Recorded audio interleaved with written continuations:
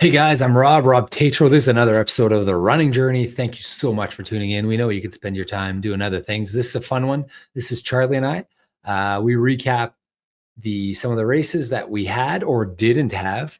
We talk about the 100K race that's coming up this weekend, but we also talk a good 25 minutes or so at the beginning of the episode. Fair warning, if you don't like hockey, Charlie and I talk about my team, our team, the Winnipeg Jets, and their comeback in what was probably the greatest Game 7 in the history of the NHL playoffs and the greatest comeback that I've ever seen, and one of the greatest sporting event, most energy for sure, that I've ever seen. So just a fun. Charlie and I are in a good mood for this. So enjoy the episode 116 of The Running Journey. It's about to get really exciting in Manitoba as we get into the summer months here with some big races, some triathlons. We talk about our calendar too. Enjoy it, guys. The Running Journey, episode 116.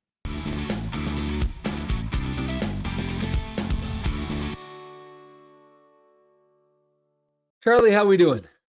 Good. Great. How about you? Good. You're overdressed. Cold day in Manitoba. No, it's not. I asked how you doing because I'm guessing did you have a letdown after Boston? I talked to my coach and he said, don't hurry to get back. Yeah, he gave you mandated time off? No, not mandated, but I was surprised because I thought I was gonna run every day and after, but I kind of took the time. I took a different approach this time. Tell me about it. I mean, we're getting right into it right away, and no Jets talk or anything. Okay. Well, we could do Jets talk later, but yeah. Okay. Let's do it. Okay, let's start with the Jets talk. Wow, what a game! Did you watch the last game? Did I watch the last game, dude? I was at the game. You were at the game. Oh wow, yeah. So you left early, beat the traffic or what? Yeah, I left with about 5 minutes left. I was like, I was like, okay, let's go. Let's get out of here. We got to go beat the traffic. It's going to be crazy out there. We're down 2. That was about 3 minutes when I left. No, I would never pull a Pepe Jerry. Our grandpa used to notorious for beating the traffic.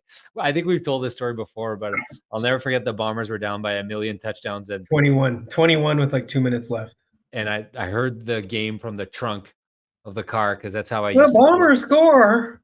It was Cal Irving. What was his name? I don't know the name. Dick Irving. Bob Irving. Bob Irving. The Bombers have just scored a 3rd touchdown. And then we could see the fireworks, and we're like, what's happening there, Grandpa? And our grandpa was running 1 million miles an hour. Oh, yeah, because there'd be like a big fireworks for every touchdown. So we heard like 2 big fireworks on the way to the car, and then we got in the car, and then they scored the tying one. This is a very Winnipeg thing. Anyone out there? But like, my grandpa had a spot. He had a spot at the old Bomber Stadium behind the Canadian Tire. Like, it was behind the Canadian Tire. Yeah, and like it was like paying for parking. No, that would be ridiculous. You're not gonna pay for parking. That's absurd, Charlie. So Grandpa used to take us to Bomber games. I think I've told this part too, but there was that one year where we all had season tickets. Me, you, Pat, and Jer. One of us would go in the trunk. One of us would go in the trunk every time. We had to go in the trunk from Marchand to Winnipeg. That was an hour 10. In the trunk, downtown, traffic. My grandma, did our parents know? I remember telling Mom, and she was not impressed. She probably only found out afterwards. Yeah, she only found out after, but we still did it after. Didn't matter. This was my dad's dad, who is very much like my dad and who's very much like me, I would argue. I'm from that lineage. Bringing us to Bomber. So big diehard Bomber fan. We had tickets. You say we took our turns in the trunk. I feel like I was in the trunk most of the time. I did a couple turns. You had the most, but I had a couple turns in the trunk. And I remember we'd get there and he'd pop the trunk. Remember we used to always stop. Do you remember where we used to stop after on the way home? The Chicken Chef on Marion for a cinnamon bun.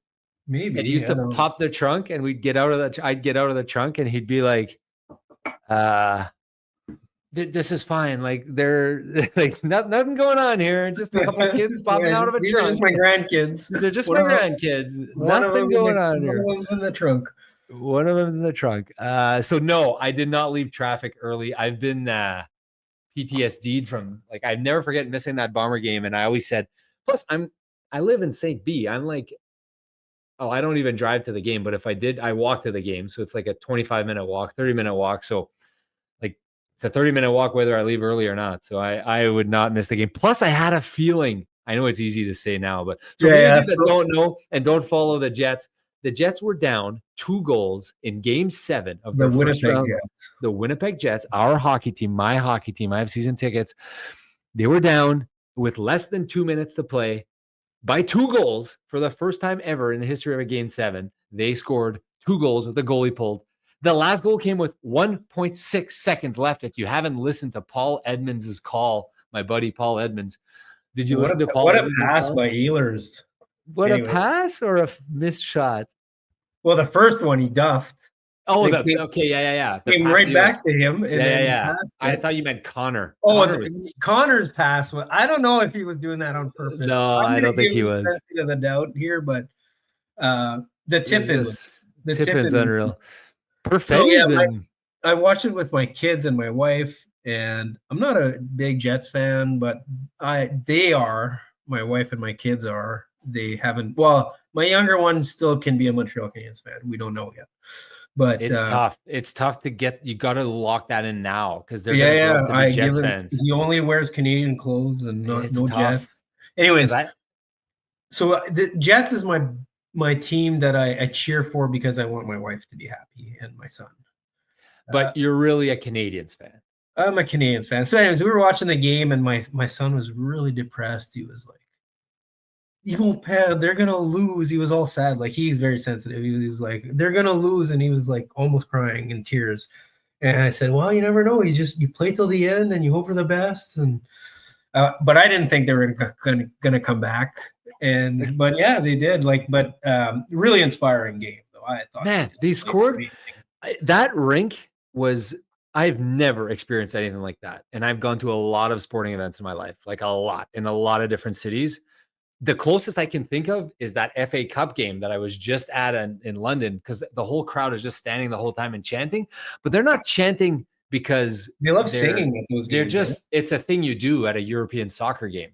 This was different. This was like craziness and energy and random. They lose their best defenseman. They lose their best centerman. Their goalie can't save a puck that hits the middle of the net. Don't need saves. And somehow they pull out that win. Like Lowry must be. I am pretty impressed. His dad used to be good. Yeah, Dave. Captain. He got the off the shin goal there at the end. Garbage Rob Tatro special. Yeah, and he's like a lot of skill involved in that goal. That's exactly my Selly. Like it went off my shin pad. Yeah. Anyways, but he's a leader because obviously they just kept playing hard till the end. They did. It was crazy. Really inspiring game in my after opinion. They scored, okay, the whole place erupted. Obviously, the last I don't remember 8 minutes we were standing up, 6 minutes of regulation. Yeah, and that's kind of a faux pas at a hockey game because people can't see. But if the entire especially the old people are like, hey, I need to sit down here. There's a guy. I was in the hundreds, like a good seats, and there was 2 guys next to us. They were nervous. They were like they were nervous. They didn't like that people were standing. They got up and left at the end of the second, beginning of the third. They left. Yeah. Like, what are you doing? I mean, maybe they couldn't handle it. Maybe it was too much. Maybe they'd rather be at home watching it. Yeah. After they scored, I went in to the lobby just to do a lap around, like in the concourse. And quick jog during the game, or what? I was trying to get some lap. Yeah, trying to get some extra miles in. Extra miles, yeah, because the training's been down tapering. So the buzz in the like everyone's like high-fiving, crowd surfing, chanting. I was like, there's no way they're losing this game. Obviously, it's easy to say now.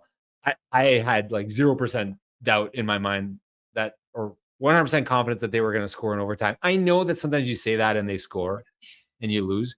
And it was I was like, they could lose, but I think they're going to win. Like I'd say they were pretty heavily favored in overtime there. It was mostly because Hellebuck, like that first 4 minutes, he had like a breakaway and like a cross ice huge save and a big blocker save. 3 gorgeous saves. But yeah, they got the post. Okay, I couldn't tell. It looked like a save, but he had Pareko wide alone, all alone there, and in the slot. Like that was a good save. And by the way, that Pareko, he's good. He's good. Yeah, he's good. Man, I would take him He on my knows how to team. play hockey. Holy smokes, that's a good hockey player. And when you're, so I went to 4 games, and I mean, he's no Lane Hudson, but he's pretty good. He's definitely no Lane Hudson, and I argue he's no JMO. He's no Josh Morrissey, but he's around there. JMO's like a poor man's Cale Makar, actually, because that's more JMO. So I watched JMO and I watched Lane Hudson.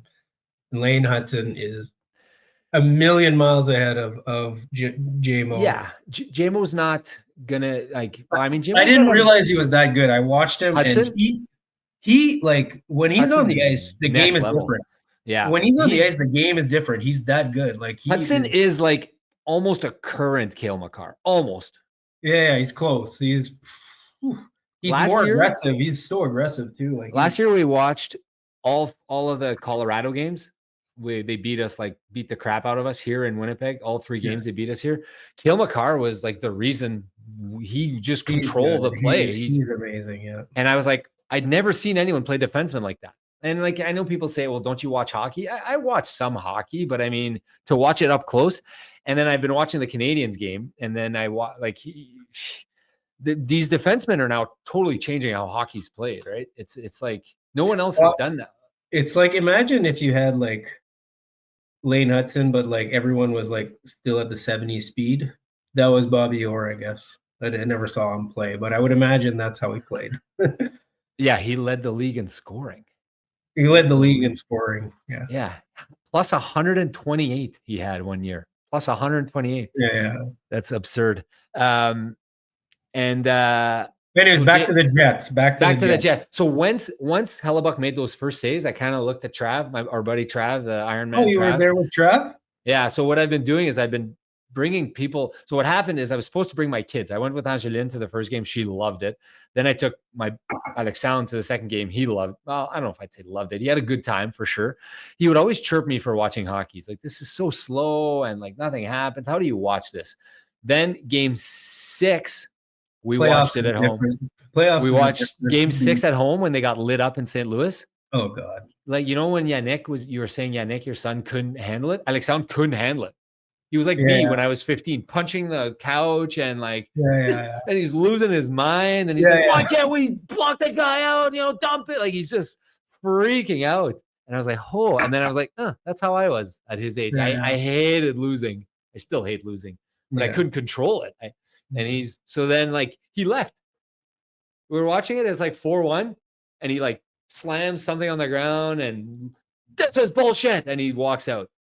And I was like, okay. All right, that guy's intense for a non-hockey fan. He's intense. So then I asked him if he wanted to go to game 7, and he said he wanted to go, but he was sick. So then I took Colin Lafrenière to game 5. Oh, and then I took because I wanted that's a fast a couple seats, fast marathoners in those. Yeah, we would have won the relay of the pair of tickets. I just wanted to talk about running. I was like. I wanted to invite game. Can I invite someone who wants to talk about running? Because I was like, I should probably bring one of my staff or reward them to go to a Jets game. But I was like, kind of want to talk about running. So I invited Colin Lafrenière and it was awesome. Shout out to Colin Lafrenière. We had a blast. We just talked about running the whole time. And then I was like, that was so fun. Just talk about running, asked him about his race, his training, Chicago, whatever, talked about London, and he cared. And then I was like, I want to do that again. So I'm like, who else runs? So I invited Trav. Same thing. Talked about running. Anyways, are you excited for I want to ask you about the second round. We'll get to running in a sec here. But what do you think? How come that we're getting no respect, these Jets? Wait, I got to finish. The Jets, so Connor Hellebuck standing on his head, injured. Shuffley's out. JMO's out. Velarde's barely even dressed. Nick Ehlers is injured. I don't care what you say. Something's wrong with his shoulder. He can't hold a stick. I mean, they had no centerman. Like what's his name? They had 3 fourth lines out there. That grinder was their first line Barron? Center. Yeah, Barron. The captain. Oh, Lowry. Okay. Yeah, I mean, he played well, but he's still like really. Yeah, he's slow. He's more of a grinder. He's a third liner. But they played a lot better when they moved him up. That line played a lot better because he plays really hard. Yeah, I like Dave Lowry. I like, what's his name? Adam Lowry. I'm a big Lowry fan. But he's not a skill guy, obviously. No, like, he's not. He's in the NHL, so he knows how to play hockey. But if ever I made the NHL, that's the kind of guy I would want to be. Yeah, a Mike or a Kirk Muller or a Guy Carbonneau, one of those guys. Very strong defensively, always back checks. And he just chips in the odd goal off his knee or off his shoulder, off his shin pad. Fights when he has to, hits all the time, back checks hard, leads by example, doesn't take stupid penalties. I like him. Yeah, he just plays hard all the time, but doesn't take stupid penalties. That's pretty. I love those guys. I gotta buy a Lowry jersey. Like, I need a Lowry jersey. Although I took a lot of stupid penalties in my days. I did too, but usually it was not as many as you. I took less stupid penalties than you, I would say. Yeah, a little bit less. I took a lot. There was that one shift. I think your claim to fame in Junior C. No, we're not going there for the one quick line. You had 3 fights in one shift. 2? You're only allowed 2, I think. But you fought a guy and the line brawl kept going and they kind of separated you.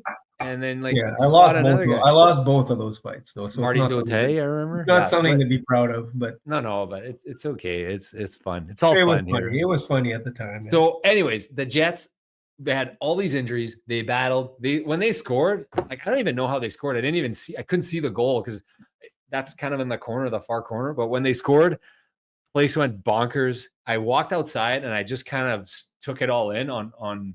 You needed a dart. Well, I needed a dart, and now like my heart rate, I checked it after, was 110 during the game, so higher than you're like your 8-minute mile pace. Yeah, 8:30 mile pace. Yeah. So I needed to cool down. I needed to just like take a cool down. So I walked back home, and it was just like high-fiving random people. Like, people are off the poles. It was a special, to say that it was a first round experience. Like, Winnipeg is dying for a run here. If we can go on a run. Okay, Canada is looking pretty good right now, actually. Well, Toronto is getting no. So I want to ask you about this: Toronto, Edmonton, Winnipeg, 3 Canadian teams in the playoffs. And sorry if you're not a Canadian fan. I'll talk about it in my intro. I'll say you could skip the first part here if you're not a hockey fan and you're listening to our podcast. But like, 3 Canadian teams hasn't happened in what? 20 years or something. We've had 3 Canadian teams in the second round. Don't know, but yeah. And all 3 of them, I thought, would be favored. Edmonton is favored. The lowest ranked is the only one that's favored. Edmonton's favored, and arguably maybe they shouldn't be, but Winnipeg, the President's Cup trophy winning team, is a big underdog. Toronto. So Winnipeg's the biggest underdog. Yeah, that one, like, I mean, I don't understand. They should at least be kind of even, I would say. I mean, we have home ice. Plus, they have home ice. So they should be, I don't know. Anyways, there's obviously reasons for it that we don't understand. But to me, one is likely people are putting a lot of weight on how bad.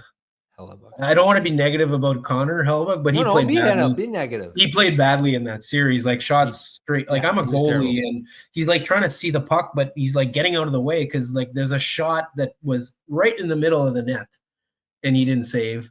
I mean, so I think this is new analysis, new level of analysis from you now that you're a goalie.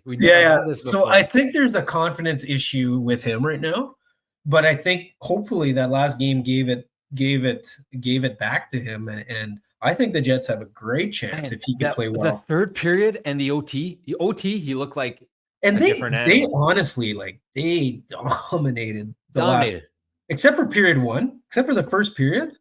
They outshot him like 36-20 or 15 or something, and with like no centerman. Like, I mean, with like and Luke Shen playing. I was like, 30. I was like trying to think, like, how are they dominating so much right now when they got like nobody. To me, it seems like there's got no stars on the ice. They're missing Morrissey. I mean, that number 24, I don't know why he didn't play the whole series. Hayden Fleury? Yeah, what's going on? I asked our resident expert here at the office, Becker, what's going on? How come Hayden Fleury's not getting more ice time?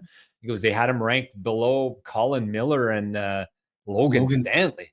Logan Stanley should be in the Hershey Bears or whatever. I feel like he played terrible in those road games. He's not an NHL defenseman. I mean, I don't know about that, but I had more confidence. I felt like Fleury was doing a lot of great plays. Yeah. No. For him, like not having played the entire series, he played with a lot of confidence. There's no way he's coming out now. Like he was their second best defenseman. He played like 38 minutes or whatever.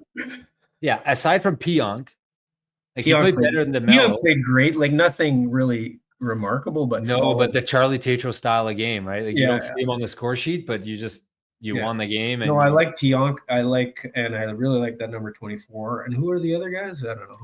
And Shen's big and solid, but he only played like 25 minutes or something. So. Yeah, well, I don't think he's out of shape, and I think when's the last time that guy played 30 minutes?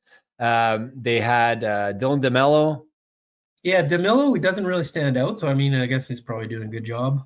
Yeah, I mean, I don't know who they're going to. Anyway, so back to the Canadian hockey story here. So Jets are a big underdog. Edmonton slight favorite. Toronto a pretty big underdog. So funny story about this. The family chat with all the wives and the kids and everything. Randomly get a text from my dad. It's all the lines of the series, and like, oh. Quick pause. The lines, for those that don't know, is like the betting odds of a series. So, my dad may or may not have the odd person that bets with him. He may or may not be a bookie. I don't know. But somehow you randomly send us the lines. And I saw the lines, and I was at first I made fun of him because clearly my dad is having a boomer moment and sent it to the wrong chat. Obviously, sent the hockey lines to the wrong chat, and then I was like, "Wait a minute!" I looked at the lines. You and I had the exact same reaction. What's going on here? I thought they were tight. I honestly thought he had made a mistake. I had for sure thought he had made a mistake. That's how I thought he had inverted them.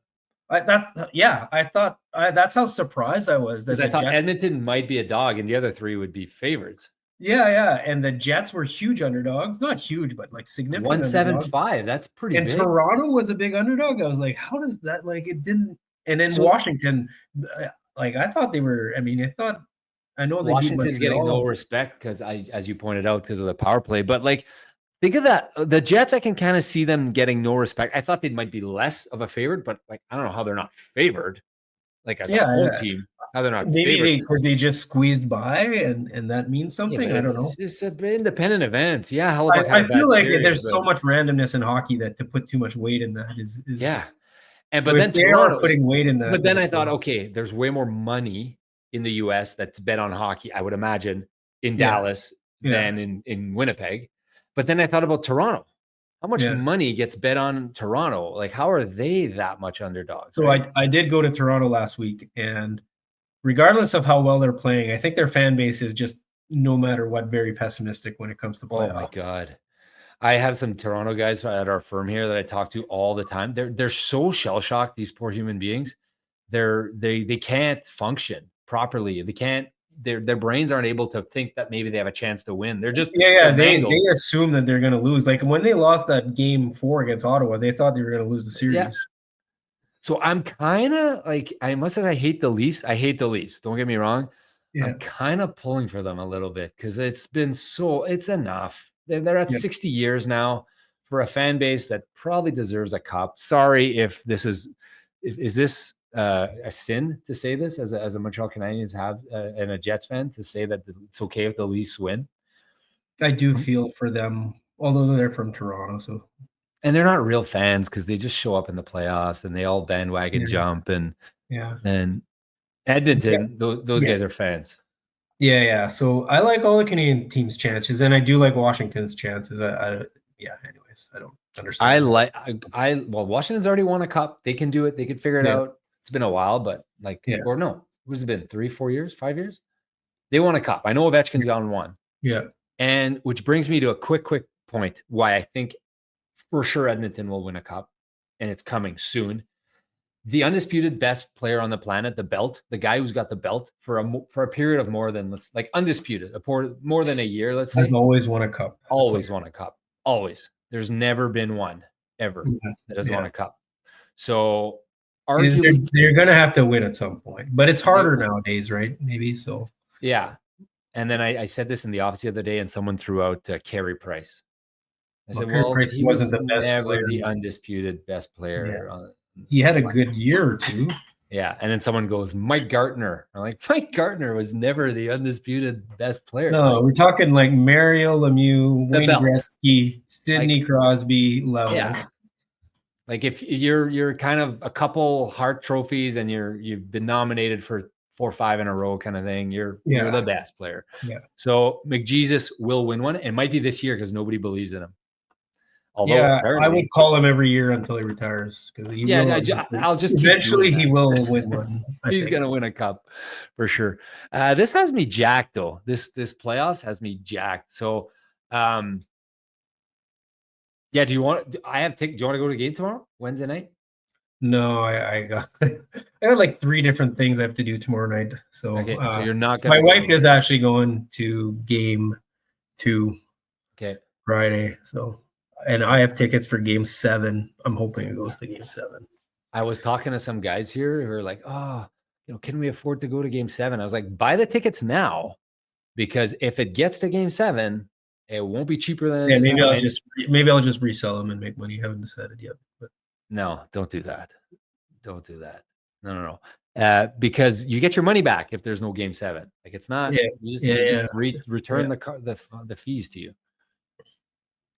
Okay, so hockey. Anyways, a lot of the people that watch the show like hockey, so hopefully that wasn't too far off.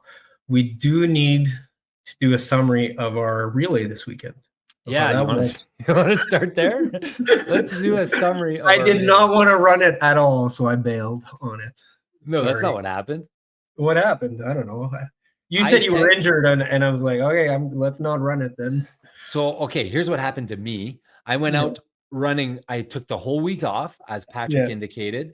And then Saturday morning, I was raring to go. I was like, let's go. I went for run club. Yeah. And then I felt the same injury I've had. Like I battled through in Chicago, the same injury, the glute hip thing came back. And it was like this exact same feeling. And then I was like, it should be fine. And then I was going up the stairs and I had a hard time getting up the stairs. So then I texted you and I was like, uh-oh. So I just want to let you know, maybe I wasn't going. I wasn't sure. And I'm like, do you want me to find you a spare? And you're like, no, we're out. We're out. I had run 1 time since Boston and I did not feel good about running. And so sorry for anybody who expected us to run in there because it's very important. But this is critical for some people. They really care about what we do. Yeah, they're so hyper into our Ryan Bram did ask about how well I did, and Brammer. I haven't responded yet, but Brammer, we bailed. Shout out to Brammer. He's probably like, I don't know. He probably knows. They probably pulled the chute because they were injured or not fresh or whatever. Did you see the times? Did you look at the results? No, I didn't even look at the half marathon results, which I should have, because there probably a lot of people that ran it. But there were some good times. So we would have won. Well, I don't know. Would we have won? The winning time for the relay was 1:30 something. So we would have. Oh yeah, we should have ran it. Maybe we would have won by 10 minutes. No. I would not have been running that fast, but 40 minute 10. 125.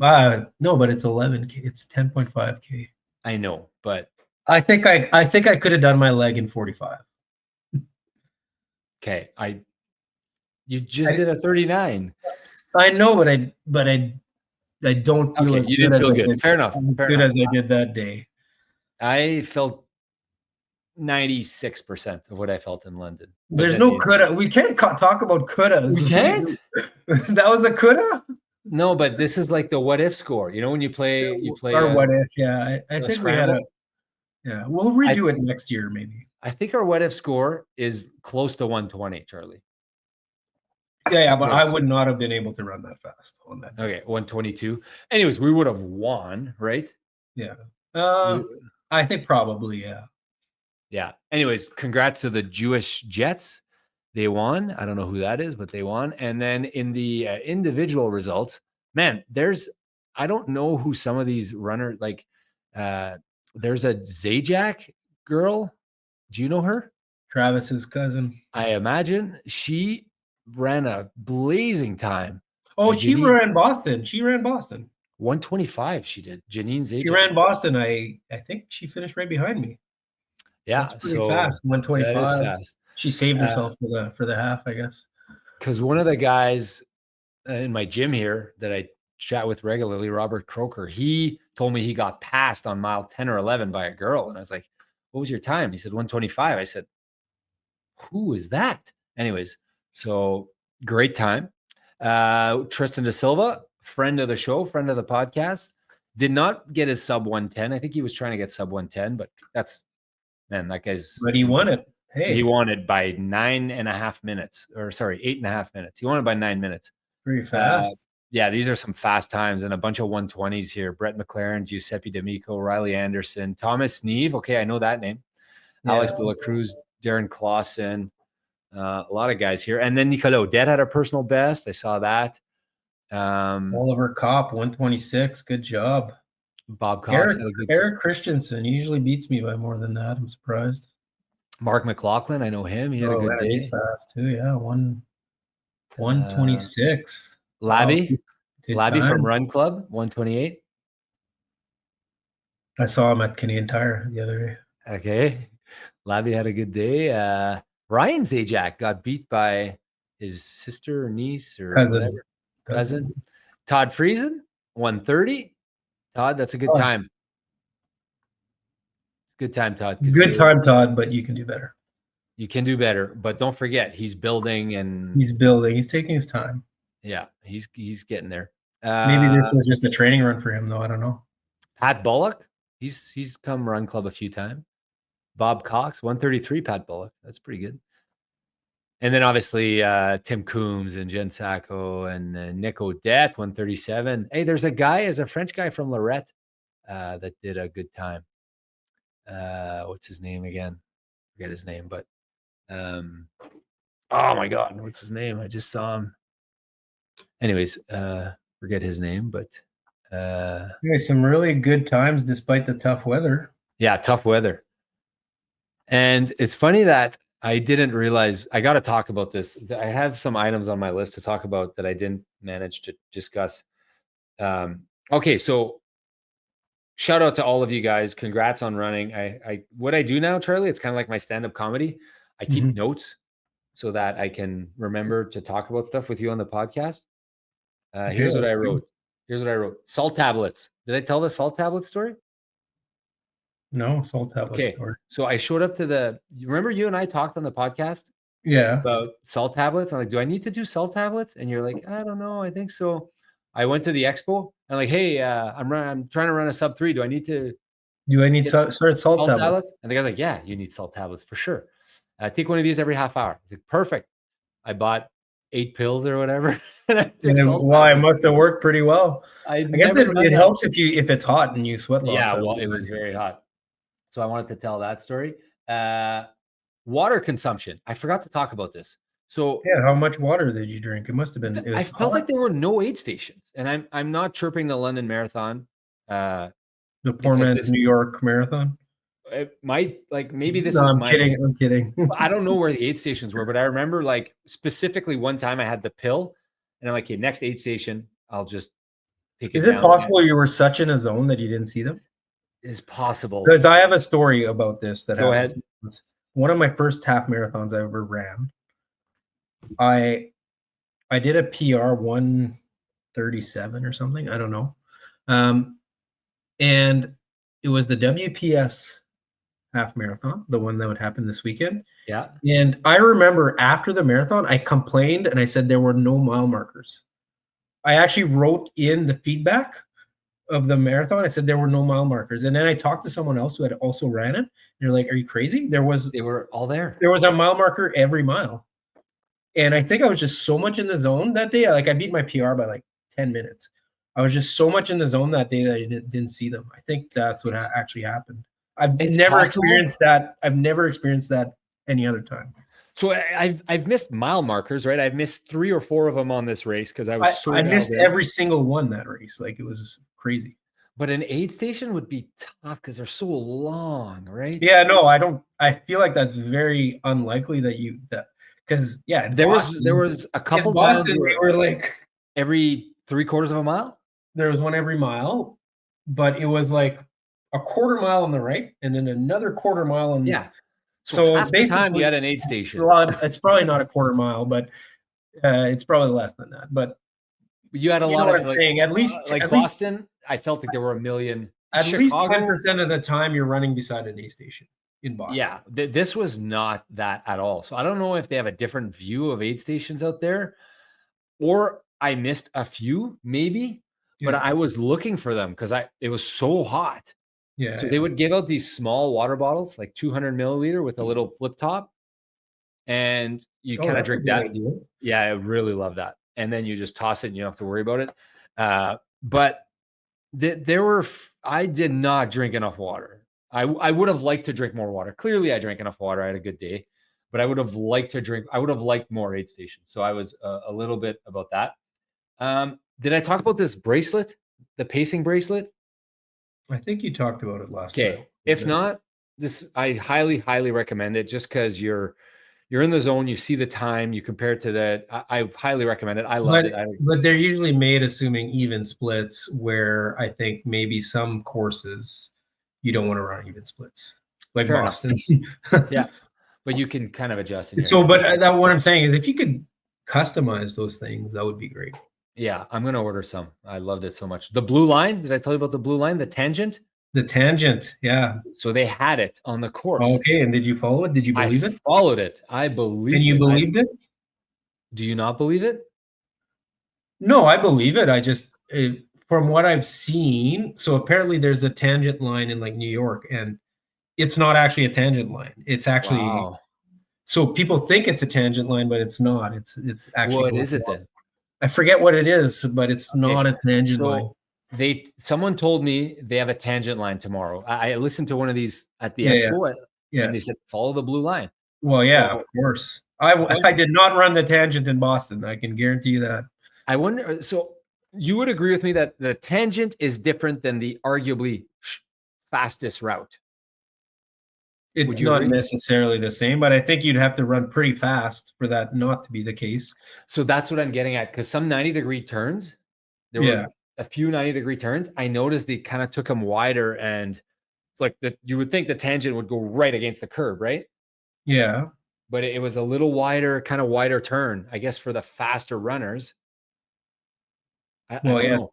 To me, the tangent should just be the shortest, right? Yeah. Could there be an argument that it's not? The fastest route might not be if you're running fast, might not be the shortest route. Okay. So I think like on a bike, for sure, the fastest route is not the shortest route on a bike. Exactly. So I think that this may have been like the 2-hour marathon fastest route. Maybe. Yeah, okay. But what was neat was you're on the blue line, and it's like 50 feet wide, this course, the path, and you don't know what's coming up. Is it a right turn or a left turn? Yeah. So the line tells you, obviously. It tells you. It's slowly going towards the right.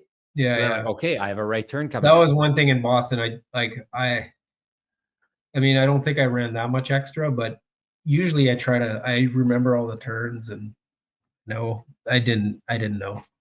So I ran a lot of extra distance in Boston. Yeah, I did too. And so that's why I don't get it. I was on the blue line the whole way. Like, I don't know. It reminded me a little bit of. Well, that's probably just your watch though, right? Like, it could be Ironman Lake Placid, when they had the cable at the bottom of the water, and everyone was surrounded around the cable. Yeah. And this was like everyone was surrounded around the blue line. You had a pack moving at the blue line. So it was then this is a last question for you. It's a bit of a joke question, but I'm asking you seriously.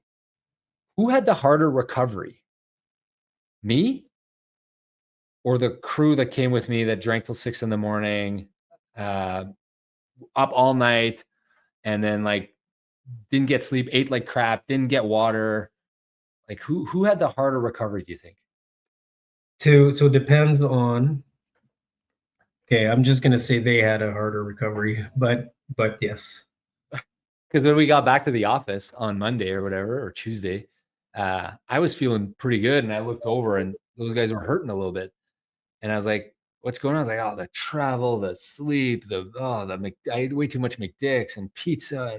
And I was thinking, I mean, if the test would have been how functional you are, then definitely they had a harder recovery. But let's say maybe the test was you have to run a 5K the next day, closest to your potential. Relative to your PB. Yeah, I think they would be closer to their PB. Man, I don't know, hungover after a bender.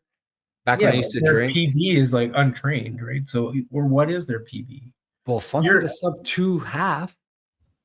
Okay, I don't know. Yeah. Anyways, it was just that's where it could be debatable, maybe. But yeah, maybe. I thought it was funny. Because yes, and then I don't know if I mentioned this, but like the experience, you asked me how was the race, I think, and I went into the details of my run, and I forgot to say this because I listened to our episode. I forgot to say like these majors, like the amount of people, amazing, and I kind of feel like I feel bad for not taking it in, right? Like you're just. I was so zoned in, head down, you were there on a mission. I was on a mission, and I kind of feel bad for that because now I'm reading articles about the London Marathon and make sure you take it all and look up and take a look at Big Ben. I don't even remember passing Big Ben. I don't remember. Yeah. And like Kensington Palace and this and that and the London Bridge and the Tower. I was just like, I don't remember any of those things. I was just head down and let's go. So that's probably why you missed all those aid stations. But I don't know. I think when you're running a marathon, you're running a marathon. Yeah. Yeah. It was fun. I mean, now I need to talk about this little piece before we ask you how you're doing. Man, I've had a rough week. I don't know. Like I've had sleep and like depression and eating like crap, and I'm not running, and I had 2 ice creams. And I had a million ice creams the 2 weeks. One day. Same day I had 2 ice creams. Yeah, whatever. Okay, whatever. I'm eating just anything. No. Yeah. Oh, I just needed. That's why I was so excited for that run on Saturday, because I needed to do something. And that's why I was so pissed off that I couldn't run on Sunday, because I thought that was going to be fun and get me back into it. So I've had a real hard time, and I know we've talked about it before, but like the bigger the high, the longer the build, the bigger the high. Expect. You always think that, okay, next time I'll do something different and it'll be better, but and I like in hindsight, it's similar every time. It is. Although for me, Boston, because I like never really thought that I could actually achieve it, and I didn't, and I didn't get the big high. I did get a high, but I didn't get like the big high.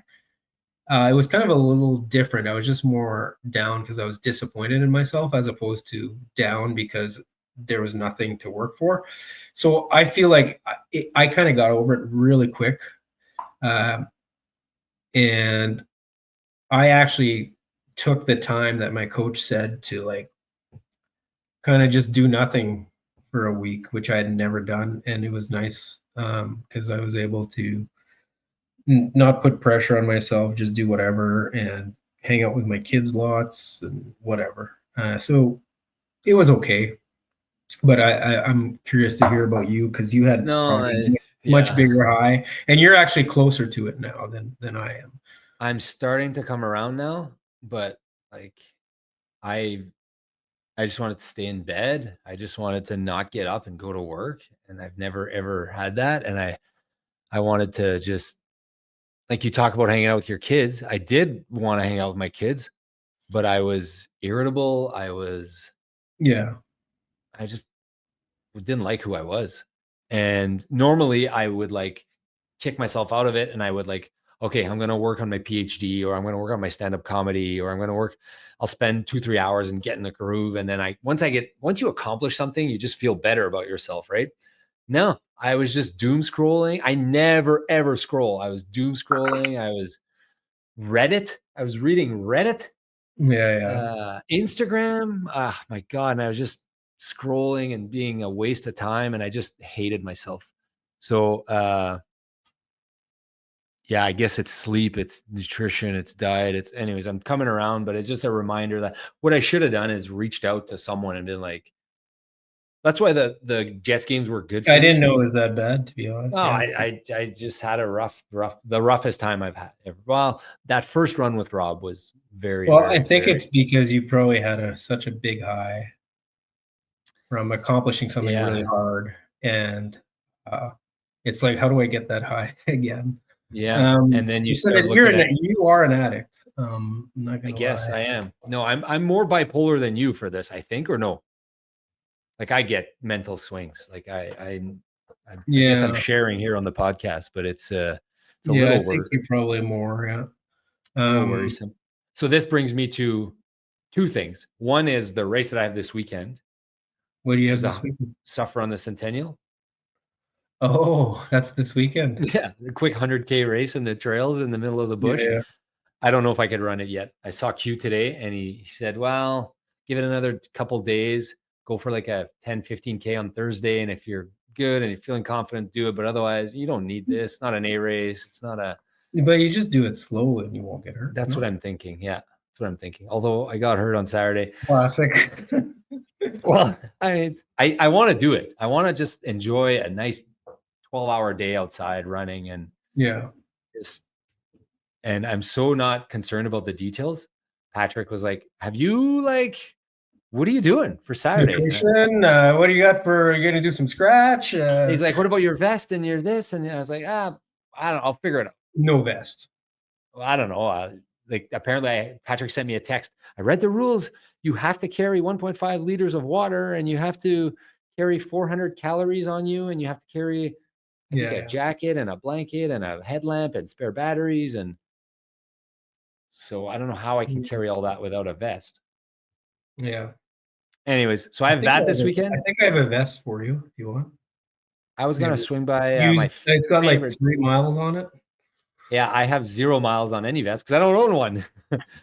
All the ultras I did, I went vest free. I was thinking of swinging by the all-time favorite running store on the planet, Big Sky, today, and just buying something. They do know their trail running stuff.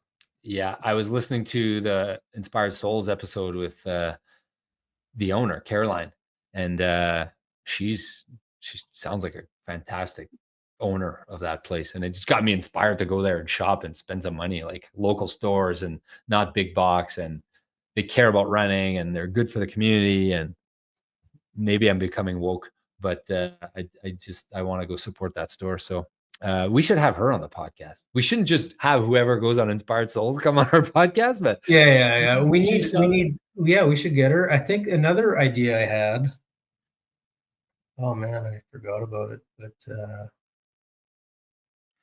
in the meantime, I'll tell you the other thing. So one thing I was looking forward to is this weekend. And the other thing that I did that you probably did too, is all of a sudden I'm planning into 2026, like into 2027, like my race calendar. Like all of a sudden my brain, I guess, did this happen to you after you do a race and you just start planning you start getting, you want to get excited about races? No, I didn't do that. So my experience was more like 100% filled with self-doubt and can I actually do the things that I want to do? I didn't even think of adding stuff because I was like, can I even do what I want to do? And then I kind of got out of that after a while. I was like, okay, you just have to do these things, and it's just one thing at a time. I was trying to look too much at the big picture, I guess. Like, so because I want to do sub 3 in Chicago, I want to do a sub. I haven't talked to Patrick yet, but I want to do a sub 11 Ironman in Nice, and it's like, am I even able to have the discipline to do this? Was kind of my deep thoughts for the week. Now I'm over it, and it's just one day at a time. So I would have had to do a 9-minute marathon to break 11 hours in Nice or whatever. That's how long it took me. Is all I'm saying. Hello, we can. Yeah, you can put me on mute. I'll talk if you want. I'll talk about one thing that I like that struck me as I listened to our episodes. I don't always listen to our episodes, but I kind of maybe I always do. I don't know. Was the comment you made? I should have picked up on this. I didn't pick up on it while you made it, but you're like, I don't know if I want to have the energy to do a build for a marathon, or you said something like that. I'm paraphrasing maybe. Like, I don't know if I have, what did you say? The level of dedication or the energy that you have, something like that to do a build. And I was like, what are you talking about? And I know you were just doubting yourself at that time, but here's my point to that comment. You're thinking about doing sub 11 in Nice. That is a significant level of dedication and commitment, much, much, much, much greater than what I just did to qualify for London. Or no, you disagree? No, I think it's about the same. Okay, so I disagree with you then. Or maybe we have different perspectives. Well, I feel like I have more skill in the biking department, so that like the amount of training I need to get to the level of biking that needs to do the 11 for me is probably a lot less than you. Okay.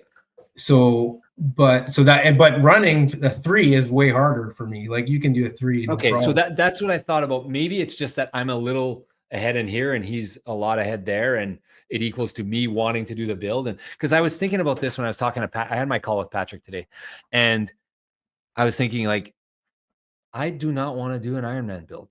I don't want to do it. I just think of how fun this marathon build was. Yeah. I want to do that. I mean, just keep doing marathons if you want. Yeah, but I mean, I want to do other stuff in running. Yeah. But like, I was thinking of like, if I had to do a Nice build right now, oh, that would be, I don't know if I'd have the energy and the dedication, the exact line that you used. I don't know if I'd have the energy, the level of dedication to go through with that. Yeah. And I was really questioning, like, I feel like I could, if I was dedicated enough. So I was questioning if I had the dedication for a marathon build. No, for the 3 hour or the Ironman, for either one of those. Well, for sure. Okay. Yeah. Okay. I guess I was surprised to hear that. I should have picked up on that. And but I mean, I think that's you have some. The face lines are tough. Eh? Yeah. So I think that's not how you should be thinking about it, or I should. I think you need to just think: can I do what I need to do today? Like, it's one day at a time, basically. Yes. And the bigger goal is kind of like, if I do these 90 things over the next 3 months, it's more than 90 because it's sleep and it's nutrition. Yeah, it's a lot of things. 200 things that I do over these next 90 days. If I do them, then I'll be in the absolute best position. Then there's going to be a result that you probably will be happy. And you'll put yourself in the best possible position to get the result that you want. Yeah. And for the first time ever, I think it's because we talk about it so much during this build, for the first time ever, I forgot about the sub 3. I know that might be hard to believe because I talk about it so much, but I truly did forget about the sub 3. And I was just thinking, today, this tempo, today, these intervals, today, this. And I got to the point where today I'm not going to have 3 ice creams. Today I'm not going to have 2 ice creams even. Just 1. No ice creams. And then over time, I got to the point where, like, all I have to do is this. Look at my phone. No thinking. This is what I have to do. Nothing else. Just do this. Yeah. And I got to peace of mind about the whole thing. I got this inner peace about, I was hoping that I'd get my sub 3, and like, but if it doesn't happen, frick, I'm still proud of myself and I crushed it and whatever. So that was the first time I ever did that in the build versus the other times where it's like stressing out about the result. Stressing out about the result versus just do what you do one day at a time. This was obviously, I was thinking about how shitty I've been feeling for the last week. And then I was thinking, yeah, these last 3 months have been unfreaking real. And then Patrick today, he's like, man, think of the year you had. Like, because I was telling him how shitty I've been feeling, and maybe he thought I needed a pep talk. I don't really need a pep talk. Maybe I do. But it felt good to hear it from Patrick, where he's like, dude, like, think of the year you had. You ran around New Brunswick, ran through New Brunswick. You did that. You qualified Chicago. Then you finished a backyard, lost to my brother, finished a backyard. You did 7 marathons, 7 days. Now you did a sub 3. Like, that's an unbelievable 9 months. And I was like, oh, yeah, okay. Okay, yeah, maybe. But like I was more concerned about the outcome than the input. Yeah. So now I'm going to try to just focus. So no wonder, sorry, my point was no wonder I was a little sad is the last 3 months were so fun. So Yeah. fun. Yeah. So Yeah. fun. Loved it. So then this brings me to, oh yeah, I wrote that point. The first question I asked you today was, how you feeling? I'm feeling good as of today. Like, so I started training again. You did a 2 days swim. ago. Yeah, I ran 2 days ago in like the super hot heat, and then I had a swim today. I forgot how to swim, so that's tough. But eventually, maybe Riding I'll the learn. bike. Eventually, I'll learn again. I do want to talk quickly about. I do want to give 2 shout outs to people Okay. that on. Yeah, I haven't been on Strava at all for the last 2 weeks, but I saw. That's what happens when you're depressed. Yeah, but I saw a couple things. What's that? That's what happens when you're depressed. You don't go on Strava. And what I noticed is I don't have energy to give. I can't congratulate people on there because you're so sorry. Go ahead. I saw 2 things that I'm really excited to see this summer. I saw Victor Louet, Victor Louet, you know him? Beauty. Super great runner, but he got himself some aero bars. Oh, he's going to be a biker. Okay. It's going to be good. Anyways, I got to go here soon. The other thing I saw is Riley Dudar got a bike. So he's a triathlon bike. So that's going to be fun. Watch Phil Marcoux get one. Mark my word, he's going to buy one this weekend. He's been injured, unfortunately, he had a stress fracture. So sorry, Phil, that you're injured. But the other thing I need to shout out is, I don't know if you saw this, Aaron Webb got the fastest known time, FKT they call it, ever on Ontario, 7 hours and something minutes. Ooh, wow. Fast. It is fast. So we're going to do Ontario probably this year sometime. You, me, and Simo, and whoever else. Phil said he wanted to do it. And we're not going to aim for FKT. I'm just saying we're going to do it for the first time. No, I'm saying I might do it. I may or may not. We're going to do it. You're right. Today's tough. This week is tough, but you're going to do it. The last thing I want to mention is shout out to Todd Friesen. Todd Friesen, he gets talked about a lot, but Todd Friesen sent me an article. I had no clue this bonk rate and these. I just want to talk about this very briefly. 3% of the runners in London did a negative. 3%. You and I have talked about what percent do we think do negatives usually. 3% in London did a negative. The average positive was 15%. You were in that 3%. Wow. I was in that 3%. Yeah. And the average positive was 15%. And I think they call that a bonk rate. And more than 50% of the runners ended up getting a bonk on the race, according to the Strava definition of a bonk, which is it's either 10 or 15% positive. I forget what they call it, but made me feel a lot better about my time. I was like, holy shit. Like, and it was 10 minutes slower on average than last year, the whole race. So obviously at the 3-hour race, it's not 10 minutes. Maybe it's 7 or 6 or whatever, but it's still, so made me feel good that shit, like I'm closer to 255 probably than 3 for sure. So thank you, Todd, for sharing that info with me. I really appreciate it. He reads all the like running worlds, and I gotta like, well, no, I don't. I prefer just getting the info. He loves his data. Yeah. He loves his data. Yeah, he's a data guy. Okay, so what is your next? I know you got to run. What is your next race, real quick? Triathlon in Birds Hill. Birds Hill triathlon, maybe. Yeah. Okay. I'm supposed to be doing that one barefoot. I told Patrick that today. He's like, well, we have to get you on the bike. We have to get you swimming. I was like, no, like, I'm just going to ice cold it. He said, no, I'm putting bikes and swims in your thing. All right. So I guess I'm swimming. All right. Well, this was fun. Charlie, you have to go, I'm guessing. I can. No. Yeah, I have to go soon. Yeah. Okay. Anything else on your mind that we have to talk about? Oh, by the way, that interview with the guy who completed the Berkeley Marathon, we're going to release it soon here. It's just awesome. John Kelly. Oh my God. Just great. What's the easier build, Ironman versus marathon was my question. And I think we've answered that. Well, a marathon's easier, but Ironman is. Sorry, I guess. Ironman's harder. Ironman's harder. Way harder. Way more hours. Way harder.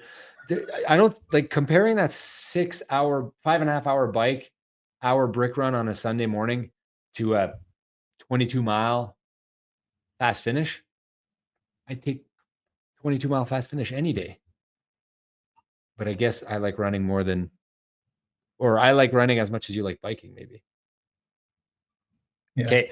Last detail I'm going to say, last one. My stand-up comedy tour is booked. I am doing this. I'm going. I got 4 dates in New Brunswick. All of my fans out in New Brunswick. Moncton, Caraquet, Bathurst, Fredericton, June 26th to the 29th. Details on my socials. I'm going to be a stand-up comedian, and I booked my comedians that are going to join me. It's pretty exciting. It's happening. All right, last words, Charlie. No, that's it. Okay, all right. We're gonna be okay, Charlie. We're gonna be okay. Thanks for listening, guys. We appreciate you. More miles, less pace. See you in the next episode.